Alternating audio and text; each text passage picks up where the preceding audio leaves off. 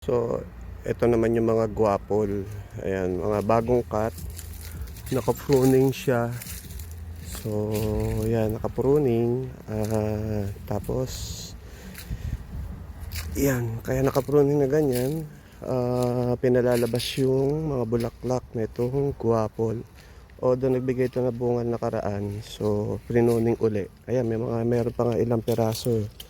May mga natira pa. Ayan, may mga natira pa.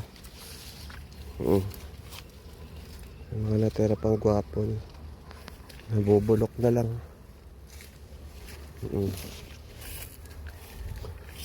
Ayan, bubulok na lang yung mga guwapol din eh. Ayan. Ba? So, ayan. Siya. So, siyempre, kasama video ulit tayo. Diba? Mga guwapol. Ang dahil bunga oh. Ayan, mga bunga niya. Guwapol. Halos nasa sahig na lang. So, yun lang. Thank you. Bye-bye. Nakaupo na ako.